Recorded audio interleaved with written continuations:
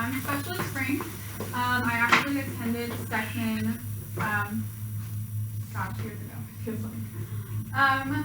But I have served in the National Guard for 6 years, in March, actually, is the last of my contract, and I actually just signed up for another 3 years.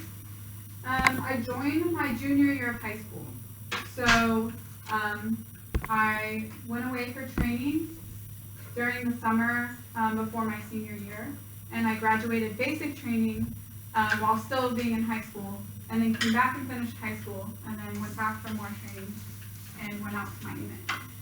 I am a senior, I'm in my senior year of college, and I also have 2 kids. My daughter Callie, who's 2, and then my son August, who is like almost 3 months old. He was born in December. So, and then that's my fiance. So, my Army career started when I was in high school. When I was in high school, back in like 2014, women could not join combat roles. So I couldn't be a combat engineer and blow things up. I couldn't do infantry, which is like the front of the fight, because I was a woman. So I was like, well, what's the next best thing I can do that's exciting, because I just don't want to be stuck behind a desk. I like to go out and do things. And they said, well, you can be a military police officer and tell people what to do. And I was like, okay, that sounds fun. I like telling people what to do. So, like I said, I went to basic training, like where they're yelling at you in your face and you're carrying like 70 pounds worth of gear on you while they're screaming at you during high school. And I came back, graduated high school, and then I went on to college. So before I started college, I actually went on a mission with my unit to Poland, and I got to run some special missions there. And then after that, I started my college career. At first I was going to school to be a nurse, and then I decided I was going to go into finance, and now I'm a marketing major. So then while I was in college, I also worked human resources, so I actually did end up getting behind a desk for a little while. And then I worked a hazmat mission for my unit. I was in charge of around 200 people. And then now I work as a criminal analyst, and I got promoted into being a truck driver too. So my first mission was Poland, and it was the first time I'd ever been on a plane, and it was a 26-hour flight. So it wasn't bad. I slept the whole time. And I got to go to 3 major cities in Poland. I went to Szczecin first, which it's like the major ports are there and that kind of thing, and it was beautiful. Then I went to Warsaw, which is the capital, and they have around 1 million people living there. And I got to train with 5 different countries. Me and 2 of my friends were the only females out of all of these men. And then I went to Drosko to work more in depth into my mission. So part of my mission as military police, we are called MPs. Also, the people in the Army like to joke that we're multi-purpose because we just get used for everything. So we drove around in these trucks all around Poland, which are called Humvees. And as you can see, European cars are like this big compared to our cars. Like, our cars are huge. So their roads are little because their cars are little. So we actually end up hitting signs and buses and stuff like that because we were just so much bigger than them that we just kind of had to like go through. In Poland, they also have like these wind farms, which are beautiful to just drive by and see like miles and miles of. And then this is our Humvees, which I like basically lived out of. And up there, you can see that's my friend in the gunner's turret. And in the gunner's turret, you like do this little crank, and it turns you around like 360 with your gun, and that's like kind of how you shoot. And this is like a picture. This is like a picture of up in the gunner's turret, so you like sit up really high, and it's kind of fun to ride around in sometimes. And then this is actually part of the really cool mission I got to be a part of. So being military police, I also kind of work security and escort people and machines around. And part of the mission in Poland was they kind of just wanted to show off for the Polish president and that kind of thing. So I actually escorted the Polish president around. And one of the things they did for him was they put on this giant show of guns, bombs, and all that. And we sat up in these stands and we watched them drop all these guns and bombs all going off at once. Helicopters flying in into this field where it was like safe to do so. And it was actually the coolest thing I've ever seen. Well, also got to escort the Secretary of the Army, and that's like basically the president of the Army. So that was pretty cool. I escorted like the tanks around too to get from place to place. And then this is actually one of my friends I met. He's Czechoslovakian, and we all stayed in these little tents together and got to work with Czechoslovakians, Croatians, Polish soldiers, a lot of different cultures. And it was interesting to see because we were the only girls. And they're like, oh yeah, we have girls that just sit behind the desk. We're like, oh, obviously we don't. We're not here doing the stuff that you guys are doing.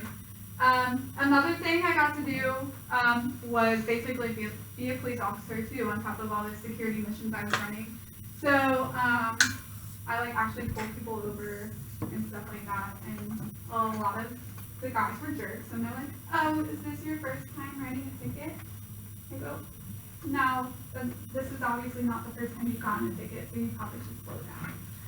So it's really fun, my time as an MP. So then, as being part of an MP and multi-purpose, our jobs changed when we got back, and we started doing a hazmat mission. And one of those things, we had to get up in these suits, and we're like in Missouri, and it's hot. You guys know, like in the summer, it gets really hot. And we would get these boots on, these gloves on, these gas masks on. We had to carry this gear with us.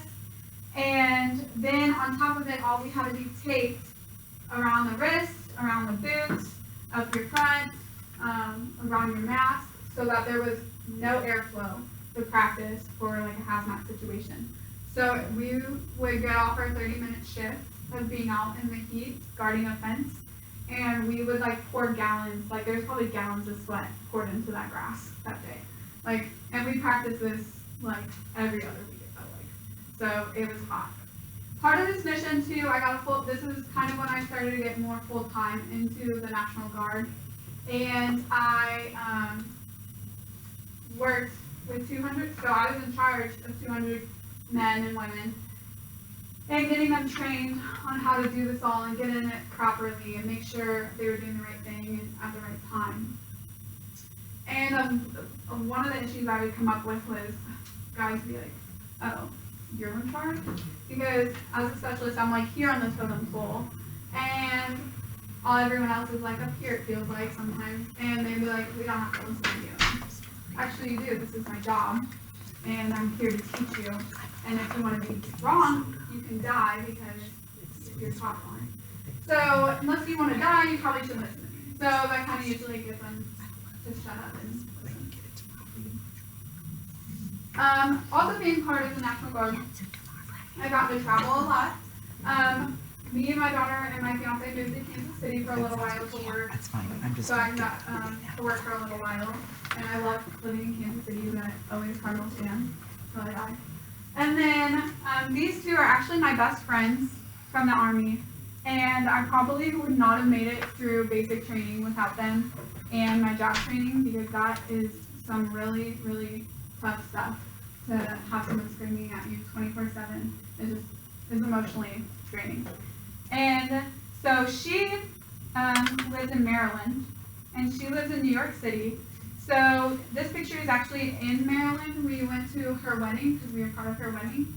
So I've been to Maryland and DC And then I've also been in New York City to visit my friend. I was there during New Year's Eve, so like it was pretty cool to see all like the confetti and stuff. I didn't go there for New Year's Eve downtown, but it was really cool still to see. This is also a picture of me in New York, hiking. And then I've also gotten to go to Colorado for just to visit friends again, because when you're in basic training and all these different training sites, you meet people from like all over the world and stuff. So it's basically like make best friends with them, so you have free places to stay when you want to go somewhere else other than Missouri. So I've had a lot of obstacles to my career. A lot of men do acknowledge that I am a woman, obviously, and they choose to not listen to me because of that. It's very frustrating sometimes because I do know what I'm talking about, but sometimes I just let them learn the hard way. Like recently, some of them will listen to me about backing up the truck, and they said, "Oh, I know better." I said, "Okay, you know better," and they hit a fence. So clearly they didn't know better. So sometimes I let them learn the hard way of just because I'm a woman doesn't mean I don't know what I'm talking about and I don't know what I'm doing. Another one is I'm really young. I'm 23 years old, and I'm the youngest one in my current program that I'm in as a criminal analyst. And a lot of people think because I'm young, I don't know what I'm doing, and I don't know what I want and whatever.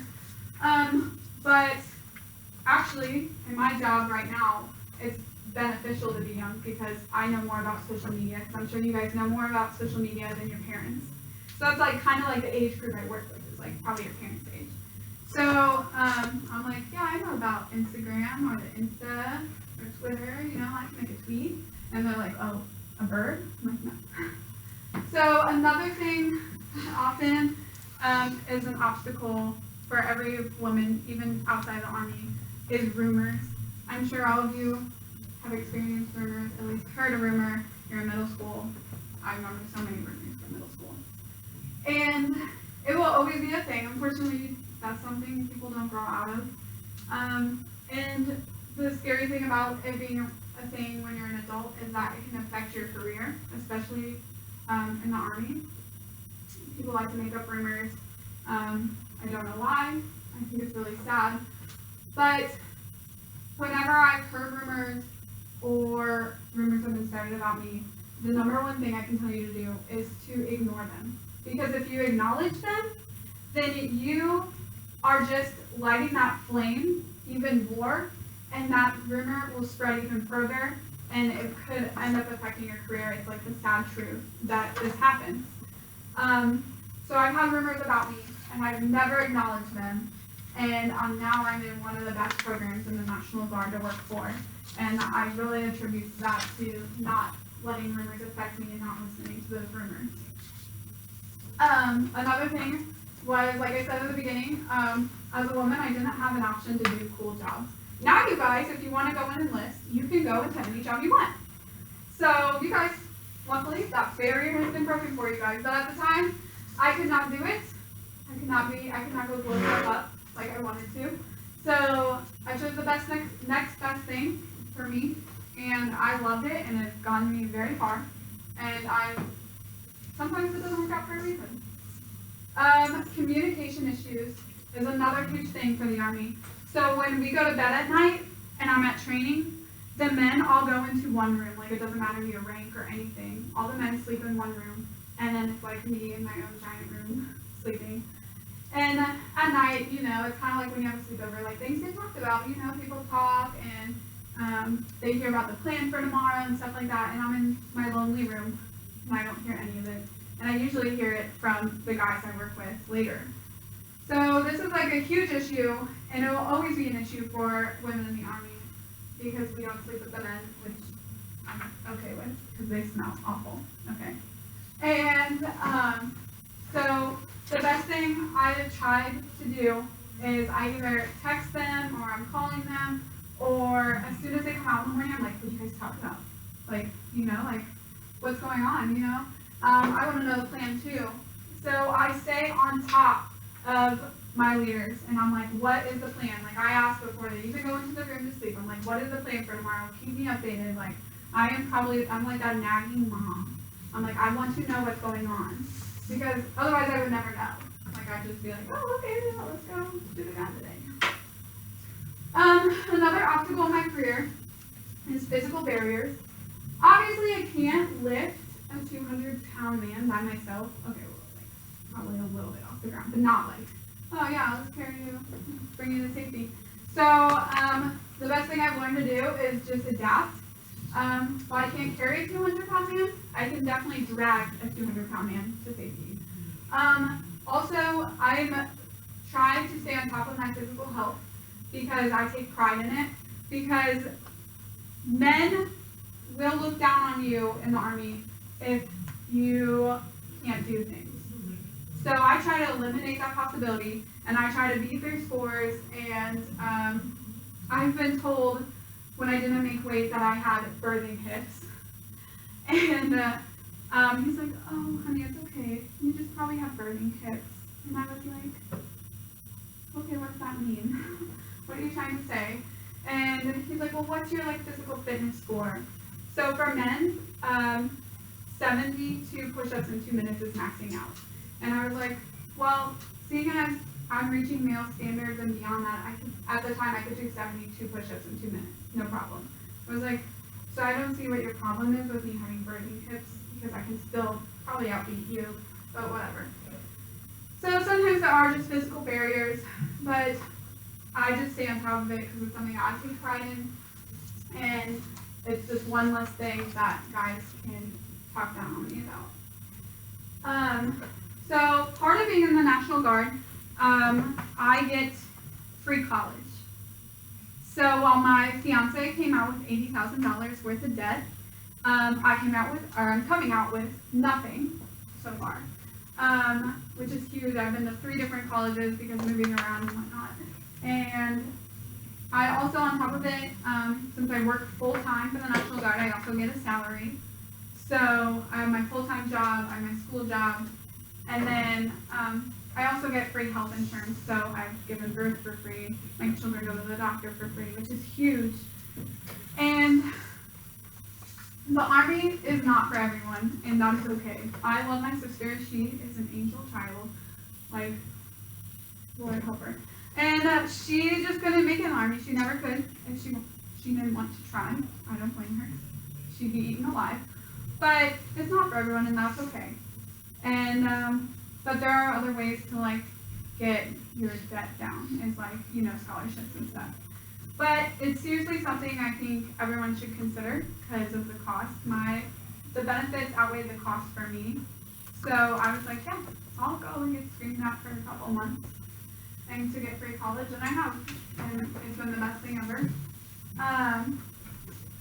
Also, being National Guard, I work a weekend out of every month and 2 weeks out of the summer. My unit's actually in Kansas City, so I drive to Kansas City a weekend out of every month, and during the summer I drive out there too. And that was my choice, so you don't really have to go that far. I also work day-to-day for the Army. The other way to get into the Army is called active duty, and that's like when you go to a base and that's like your full job, like that's all you do is Army, Army, Army. And when I joined, I didn't want that to be my life. I wanted, you know, be a girl, have a family, go to college. I want to do other things than just be in the Army. So I chose to go to the National Guard. And there's another thing called the reserves, which is like the National Guard, but it doesn't, the opportunities aren't as great because working for the state of Missouri, I have more opportunities to go places because we get a little bit more money. And we also have like more jobs and that kind of thing too. So, yeah. So that is pretty much all. Does anyone have any questions? None? You guys are a lot quieter than the other class. I know, they are really quiet. The last person had to pay him in candy to make them speak. And they talk like crazy. All right, so tell me about your current job. criminal analyst. The and criminal truck driving. analyst. Yes. Okay, so the program I work for, I'm a criminal analyst. So There are some people in the room. Who was it that's interested in police academy or detective? Wasn't there? Yeah. Okay.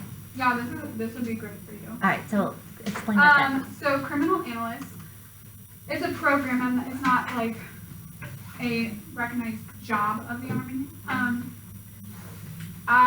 Every day I go to work and I get to wear what we call civilians, which is what you guys are wearing. I don't have to wear my uniform every day. And I go and I study criminals and their behavior. So we work with local police officers, and they come in there like, hey, like this guy is smoking pot. We need to find where his pot is.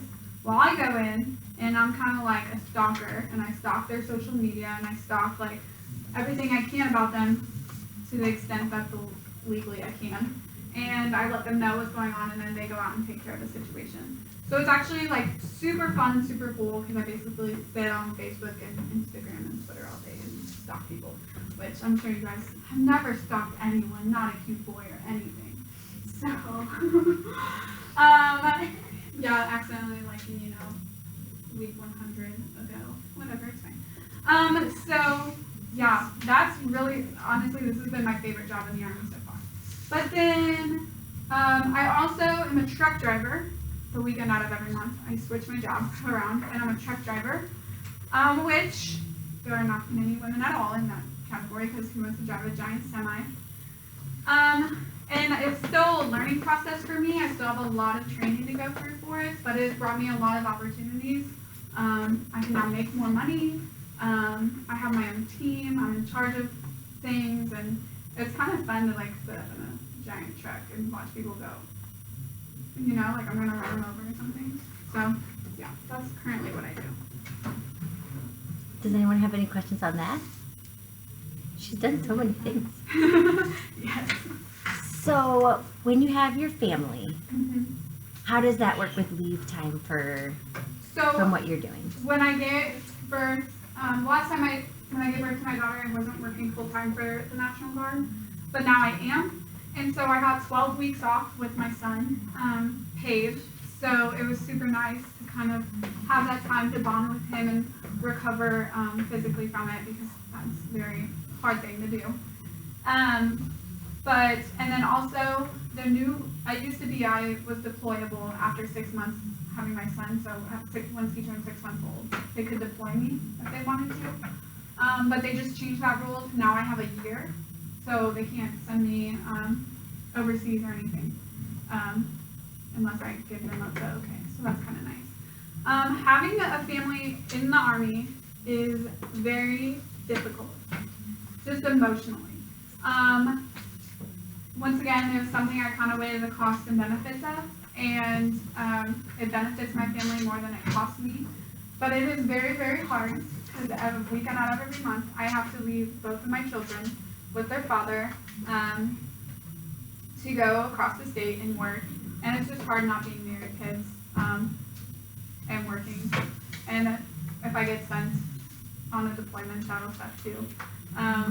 It's emotionally hard. Physically, except sometimes you're like, oh, thank God, the potty trained this weekend.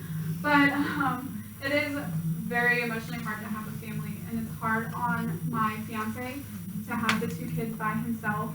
Luckily, we're from this area, so we have his mother and grandma helping, and my parents helping with the kids, so it's not just him. But it is hard to be a single parent for a weekend, or even during the summer, or when I have to go on training events, because this year alone, I think I have a total of 3 months that'll be away from him and my daughter, because of training I have to attend to keep my job. So it's hard, but it's doable if that's really what you want.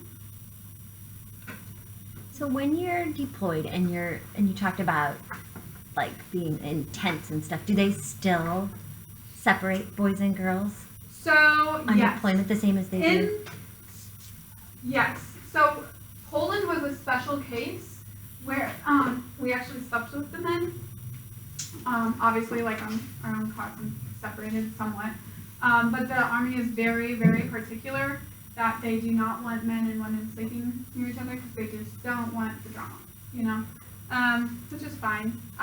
Sometimes it sucks, like I said, the communication isn't always clear, but you just kind of got to stay on top of it and stay on it. But yeah, so yeah, for the most part we are separated, except in training. Training, we're sleep separated, but the Marines separate the males and females, like they go to completely different states and train, and then they come together. But in the Army and all the other branches, we train with the men, which I think is very beneficial because you learn one another. Once you've gone through really hard things with people, you have this bond, and now all of the guys in my unit are my brothers. I would do anything for them, and I'm their sister, and they would do anything for me.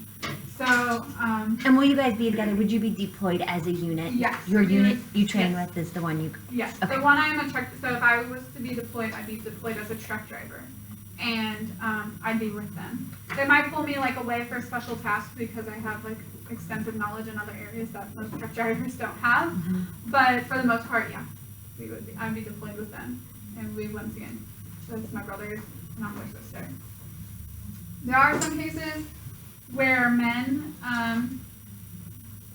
don't see it that way and have taken advantage of women. It happened when I was in basic training. It's a really common trend in training for the instructor to take advantage of the women because they have the power of authority and they see us as weak. And so some people have been taken advantage of, but no one ever messes with me, and I think it's because I carry myself and I force them to be professional with me like I'm professional with them. I don't have relationships with people in my unit.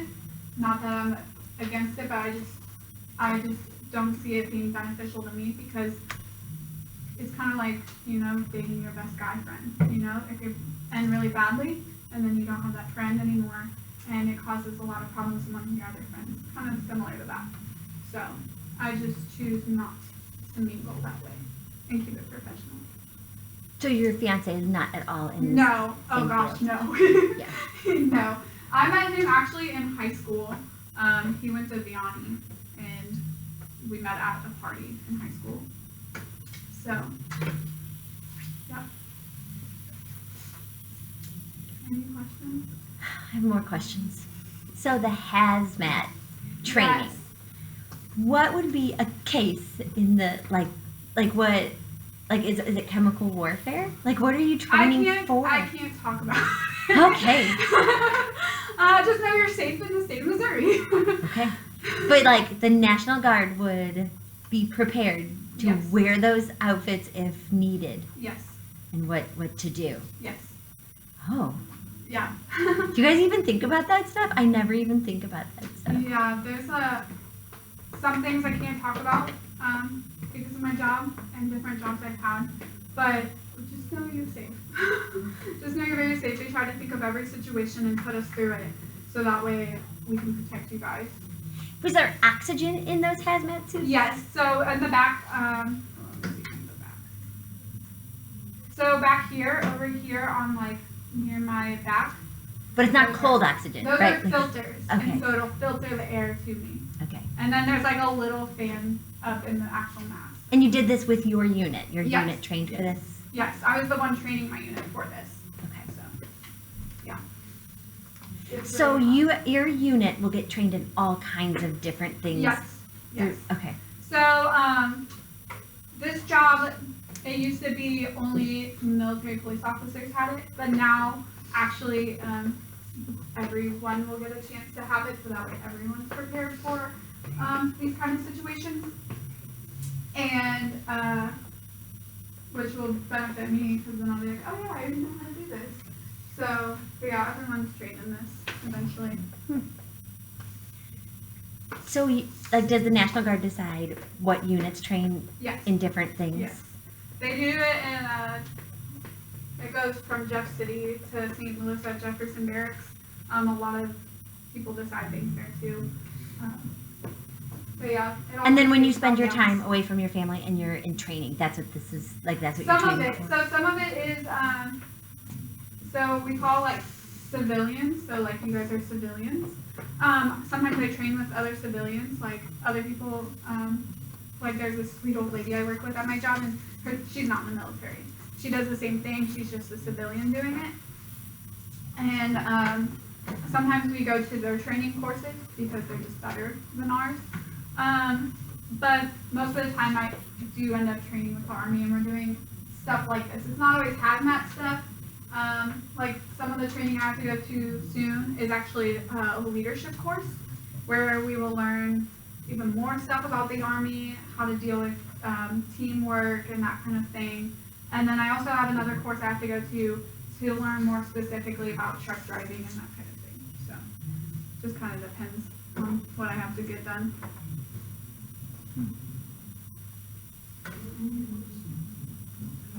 Anyone else have questions about it? We do have a new physical fitness test coming out that is really hard. Our old test was 2 minutes of push-ups, 2 minutes of sit-ups, and then a 2-mile run, which is pretty basic and easy to train for. But now I am actually in the heaviest weight class because I'm a truck driver, and I have to deadlift 200 pounds 3 times. I have to get up on a pull-up bar and pull my body up, and then pull my legs up to my chest 3 times.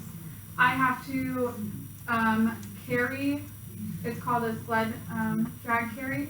I have to basically a sled's tied to me, and there's weights on the back, and I have to sprint back and forth a couple times on a football field. And then there's also a new form of push-ups we're doing, and there's also it's kind of like shot put. It's a heavy medicine ball, and you have to throw it over your head as far as you can. So that one will be interesting. So it's new, and I have a lot of training to do for it, but I kind of was letting my body at the time it needed to recover from giving birth. So they just tell you the requirements, and then you kind of work out Yes. on your own time until the test? Yes, because as National Guard, we're not with our unit 24/7 like active duty is. Active duty, everyone trains together and everyone is prepared together. But since we're National Guard, we go home, and it's up to us to do it on our own. So I work out at the Y, and I lift, and I do whatever I can to get ready. And I try to stay on top of my team, making sure that they're eating right and that they're lifting and trying to prepare themselves too, because I don't want anyone else to fail. If someone in your team fails, what do they do with that? If someone fails a physical fitness test, we have to counsel them, and after 2 or 3, and they also, if they didn't make weight, they get on a diet plan. And after a couple of counselings, then you get removed from the Army. So you definitely have to stay on top of it. So yeah, and I don't get in trouble, but it just kind of looks bad on my part as being their superior, that they need to be on top of it, because I'm supposed to be on top of them. So, yeah.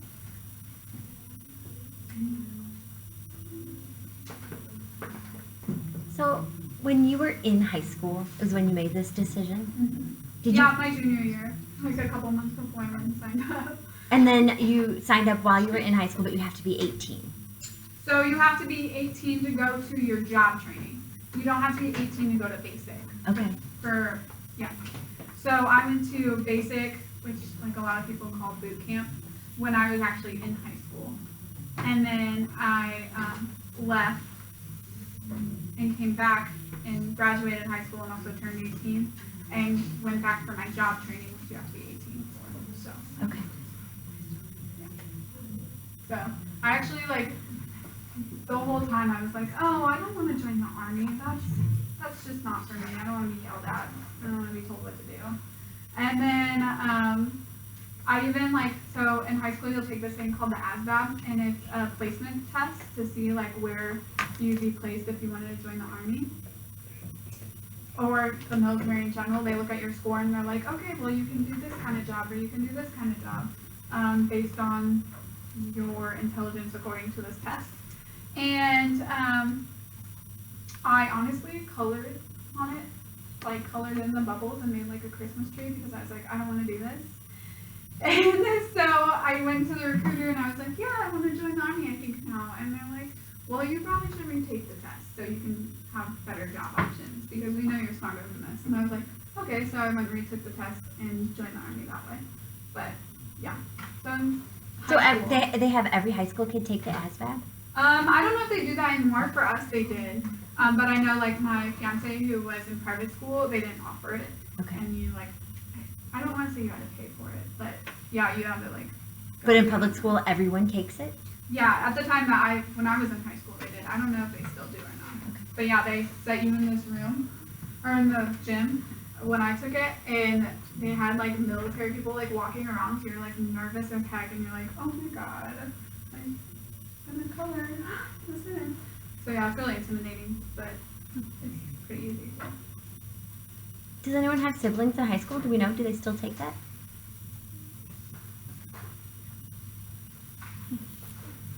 No. Yeah. Yeah, I don't know. Because you have to figure it out. We would probably ask too. Yeah. All right, any more questions? Thank you so much for your time. No problem. I really appreciate it.